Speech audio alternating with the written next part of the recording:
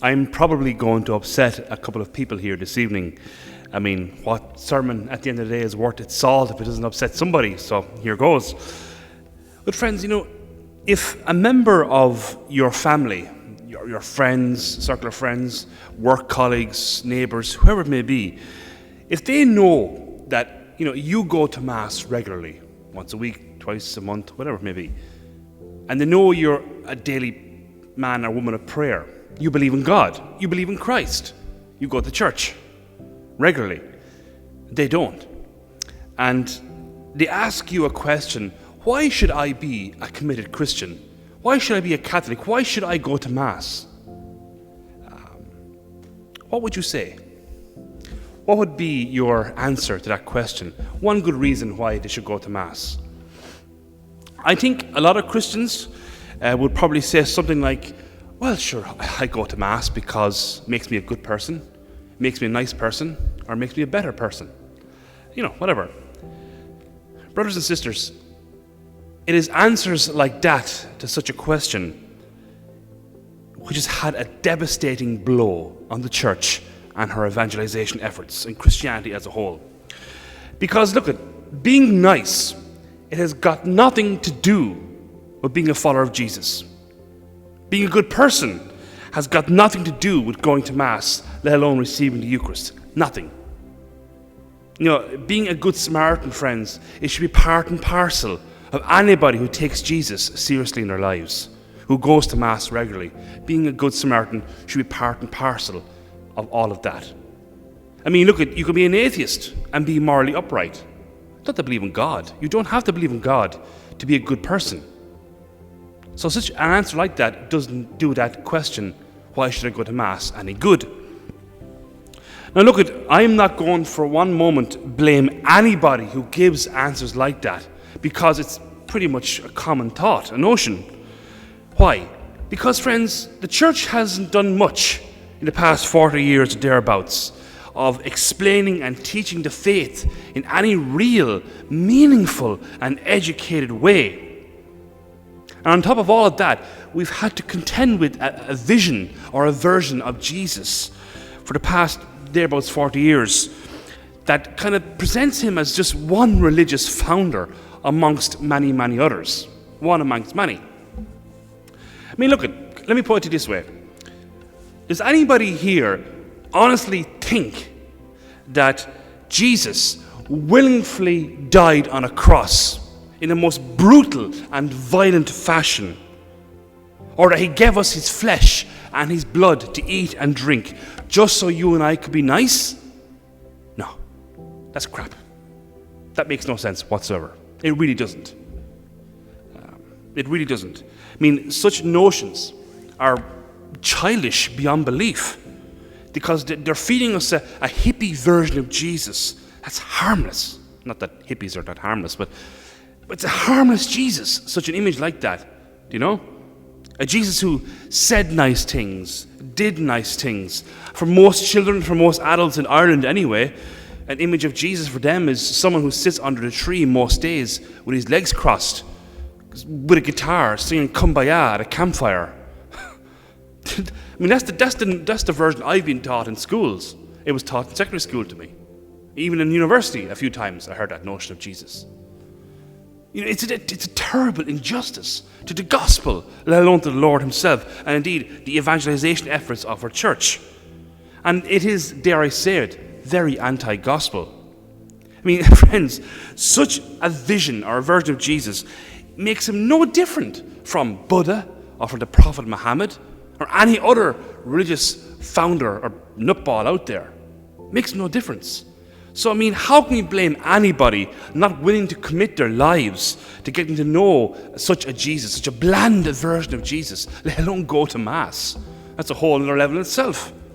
There's nothing inspirational about such a Jesus. Look at anybody who spends a few minutes every now and again opening the Bible themselves, reading the gospel themselves, and not be reading what some environmentalist hippie who uses theology, who uses the gospel to present an agenda to attack the hierarchy of the church or the church's foundation. Don't be listening to them. It's quite dangerous. But like anybody who reads the gospel themselves will very quickly realize, oh, this Jesus is not very like the Jesus I've been taught all along.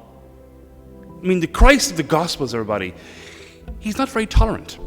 He snaps at his mother at one point, which she very quickly puts him back in his space like any good mammy should. You know? He says and does things that are very strange and quite frightening a lot of the time. He's someone who says things that makes multitudes of people either get angry with him, cast him out of their towns, or becomes very violent and attacks him on pretty much a constant basis. He's not very popular. In fact, one of the phrases of the Gospels that accompanies people's reactions to him whenever he says or does something like a great miracle is that they were amazed and they were afraid. Who is this? Who is this guy that even this wind and the seas obey him? I mean, this is a carpenter's son, surely. This is Joseph's son. How does he have such authority in casting out demons in a split second? Who is this guy? A nice guy. Jesus is not. I mean, friends, look at the gospel we have with us this weekend. It is quite frankly, not it is, but dare I say, Jesus is a little bit disgusting to listen to in our gospels this weekend. I mean, he's telling people, if you want to go to heaven, if you want to have life in you, eat my flesh, drink my blood, he says. He says, and I quote, my flesh is real food, my blood is real drink. He who eats my flesh and drinks my blood lives in me and I live in them. That's pretty direct and explicit language. He goes so deep. He does not hold back in trying to explain to people his flesh is a real food to eat. His blood is real drink to consume.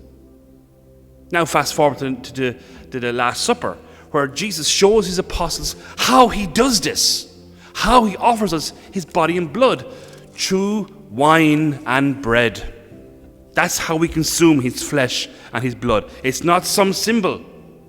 It's Jesus' actual flesh and blood substantially present. Which, of course, friends, brings us to our Mass here this evening in Springfield, in Dublin, in 2024. What we're doing here. Friends, we're here for a number of things. 3 things I would say primarily. First, we are here to listen to God in his holy word.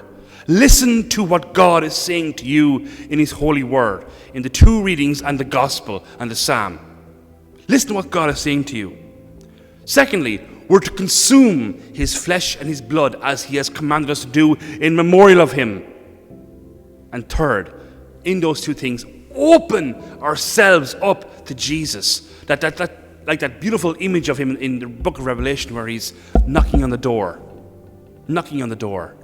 But the door has no handle on the outside, but it has on the inside. We have to open ourselves to him.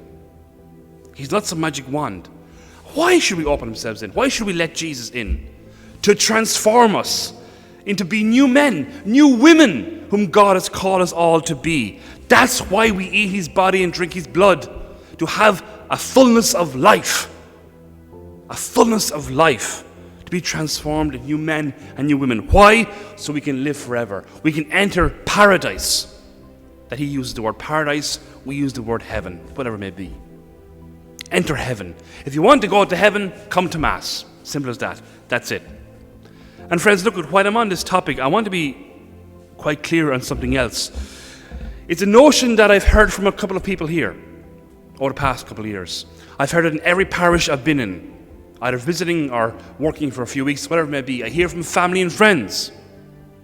This notion that is so prevalent, but it's quite dangerous. It's this idea that, well, sure, I don't really need to go to Mass every week, do I? Christmas will do, Easter will do, that'd be all right. Sure, look, I'm a good person. I don't curse, I help my neighbours, I do this, I do that. I'm a very nice guy. And sure, I'll go to heaven anyway. Sure, what's the problem here? That'll be fine, won't it? Folks, that's not of Christ.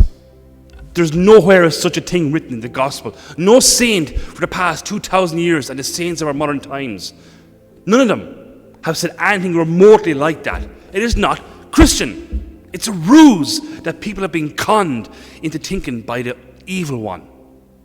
That you don't need Jesus. You don't need to consume his flesh and his blood. You don't need him. You can do it yourself. Do it whatever you want. You'll get to heaven anyway. Don't worry about it. Forget about it. Eat, drink, and be merry. A ruse by the evil one. Friends, look, if that were the case, if it was true that you don't need to go to Mass very often, you don't need to eat his body and drink his blood, you don't need to pay attention to Jesus in your life, that all it is about being a good person. If that were the case, there is no reason why Jesus would have died on a cross. There's no reason why he would have crawled willingly onto something like that for you and me. There is no reason why he would bother giving us his body and his blood to drink and to keep doing it until he comes again, until his second arrival. Friends, at the end of the day here, I'm talking about this is not just one spirituality amongst many others. This is not just one religion amongst many others. This is the spiritual way. This is the religion. I'm talking about God here. Not you, not me. I'm talking about God. It's about him. What he wants, what he wills. And he's offering us the surest path to heaven. And it's not a joke. Christianity, it is not just about primarily ethics, being a nice person, having a heart of gold, whatever that might mean. Friends, it's about entering into a deep personal relationship with Jesus of Nazareth. One-to-one with the Lord. And it doesn't get any more intimate than him mingling his flesh and blood with our flesh and blood. That's how close he gets to us if we allow him. To allow him to transform us, like I said, into the new men, the new women he wants us to be, to cast off sin, to cast off darkness, and enter eternal life. Be as ready as possible to go to heaven. So friends, now you know. Now you have an answer to anyone who asks you to give them one good reason why they should go to Mass. If you want to go to heaven, go to Mass. If you want to change your life, go to Mass.